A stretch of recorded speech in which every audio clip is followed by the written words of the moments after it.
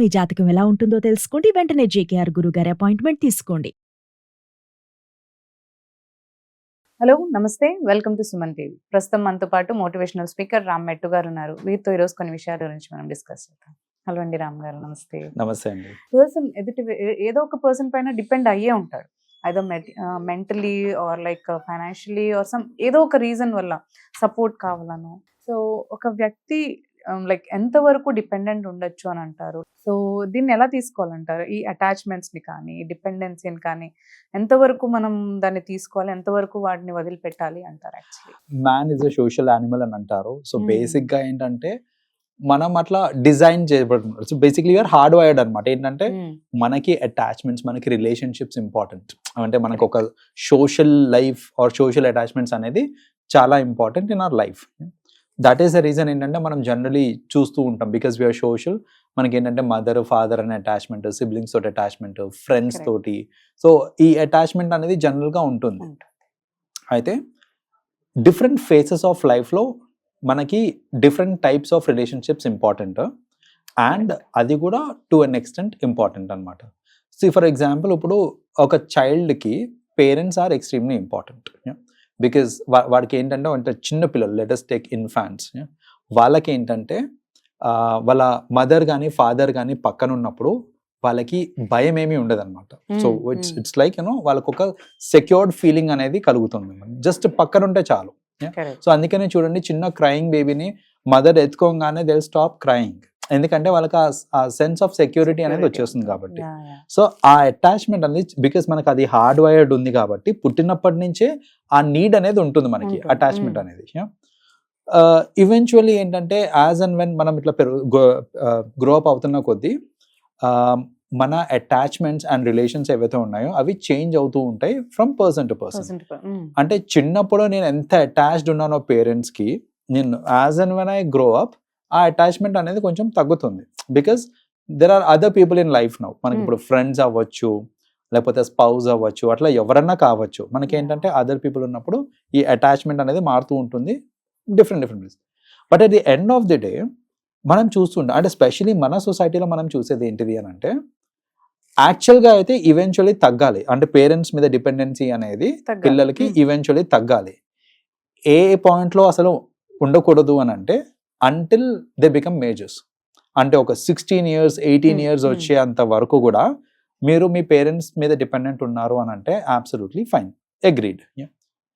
మన సొసైటీలో మనం ఏం చూస్తామంటే జనరలీ పెళ్ళి అయిపోయి పిల్లలు కూడా ఉన్నారు, స్టిల్ నేను ఏదైనా డెసిషన్ తీసుకోవాలంటే అది పేరెంట్స్ నుంచి అప్రూవల్ రావాలి, లేకపోతే పేరెంట్స్ తీసుకున్న డెసిషన్ కి మనము జస్ట్ ఓకే చెప్పడము, అలాంటిది in spite of getting married, in spite of you reaching your 40s 50s మనం చూస్తూ ఉంటాం. అంటే అది కరెక్ట్ కాదంటారా? అందరూ అంటుంటారు కదా, లైక్ పేరెంట్స్ అడ్వైస్ ఎప్పుడు తీసుకోవాలి, లైక్ డిపెండెన్సీ ఆర్ లైక్ ఏదో అనొచ్చు అనుకోండి. అడ్వైస్ తీసుకోండి, అంతేగాని డెసిషన్ కి డిపెండ్ కాకండి. మీరు ఏదైనా డెసిషన్ తీసుకోవాలి అని అంటే బీ ఇండిపెండెంట్. చిన్నపిల్లలకి అది నేర్పియాలి. యాక్చువల్ గా వాళ్ళు ఏంటంటే 16-17 వచ్చారు అని అంటే బై దెన్ ఇండిపెండెంట్ గా డెసిషన్స్ తీసుకోవడం రావాలి వాళ్ళకి. అంటే అంటారు కదా, as they are elder experience తో చెప్తారు, we have to consider that మనం న్యూ గా మనం దాని ఏమైనా డెసిషన్స్ తీసుకుంటే రాంగ్ అవ్వచ్చు అని అంటుంటారు. వేర్ ఇస్ క్రియేటివిటీ అని మరి ఇప్పుడు వాళ్ళు చెప్పిందే నేను చెయ్యాలి అంటే see at the end of the day వాళ్ళ ఎక్స్పీరియన్స్, వాళ్ళ లైఫ్, వాళ్ళ యాటిట్యూడ్, వాళ్ళ వ్యూ పాయింట్ నుంచి వాళ్ళు మీకు కొన్ని సజెషన్స్ ఇస్తున్నారు. నా యాటిట్యూడ్ వేరు, నా వ్యూ పాయింట్ వేరు, నేను చేయాలనుకునేది వేరు. సో ఇప్పుడు నేను ఏదైనా చేయాలి అనుకున్నప్పుడు, కొత్తగా ఏదైనా చేయాలనుకున్నప్పుడు అప్పుడు this will not come in to consideration, right?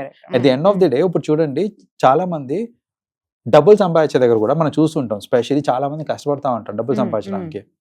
డబ్బులు సంపాదించడం ఒక ఎత్తు అయితే దాన్ని మెయింటైన్ చేసుకోవడం, దాన్ని కరెక్ట్ ఖర్చు పెట్టడం ఇంకో ఎత్తు. అది చాలా మందికి రాదు. అండ్ మేము చూస్తుంటాం స్పెషల్లీ ఈ కరెంట్ జనరేషన్ లో మనీ మేనేజ్మెంట్ అనేది అసలు చాలా మందికి రాదు, ఇప్పటికీ కూడా చాలా మందికి రాదు. ఎందుకు రాదు అని అంటే బికాస్ నేర్చుకోలేదు. మనం పెరిగాము, మనం సంపాదిస్తున్నాము, నాకు డబ్బు వస్తుంది, ఆ వచ్చిన డబ్బుని నేను కరెక్ట్ గా ఎలా మేనేజ్ చేసుకోవాలి అనేది నేను నేర్చుకోలేదు. ఎందుకు నేర్చుకోలేదు అంటే బికాస్ ఐ వాజ్ డిపెండెంట్. నేను మా పేరెంట్స్ మీద లైక్ ప్రతిదీ ఏదున్నా సరే, పర్చేసింగ్ డిసిషన్ కానివ్వనండి, నేను బట్టలు కొనుక్కోవాలన్నా సరే ఎక్కడికి వెళ్ళాలి, ఏ స్టోర్కి వెళ్ళాలి, ఎన్ని బట్టలు కొనుక్కోవాలి, ఇవన్నీ అక్కడి నుంచే డిపెండెన్సీ ఉంటుంది మనకి. ఒక బండి కొనుక్కోవాలన్నా ఏం బండి కొనుక్కోవాలి. సో ఈ ప్రతి దాంట్లో ఏంటంటే డిపెండెన్సీ అండ్ స్పూన్ ఫీడింగ్. నేను చూస్తుంటానండి కొన్నిసార్లు ఈ పర్చేసింగ్ అన్ని పక్కన పెట్టేసేయండి.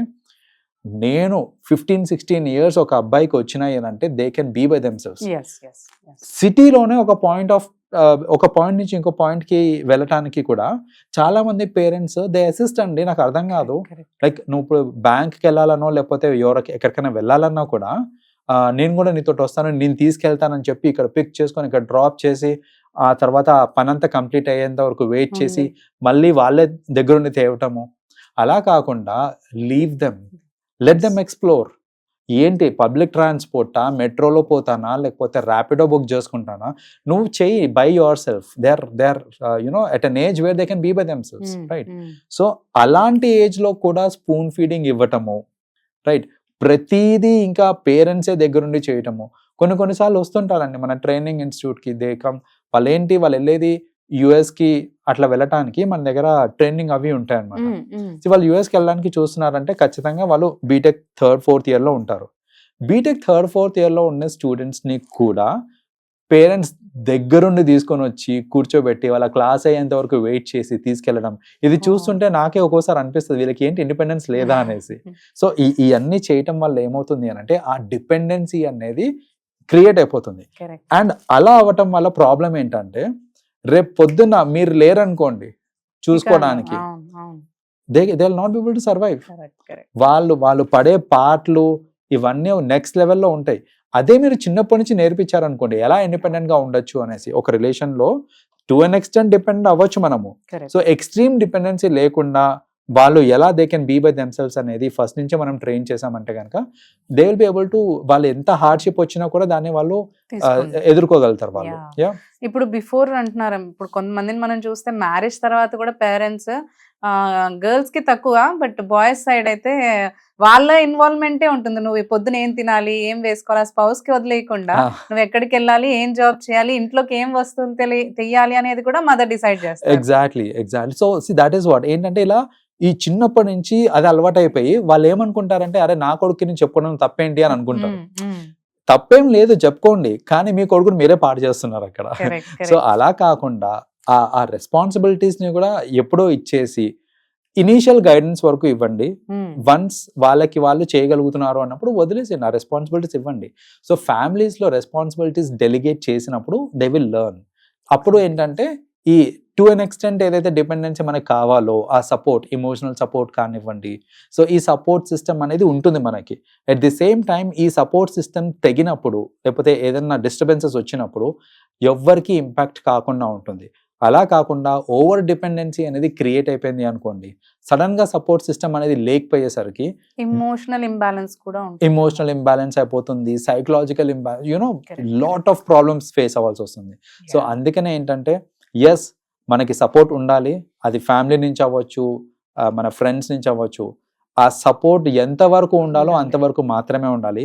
Over dependent on any of these will actually lead to negative consequences. Exactly. Well said. Yeah. Thank you, Andy. Thank you so much. Yeah. Thanks, Andy.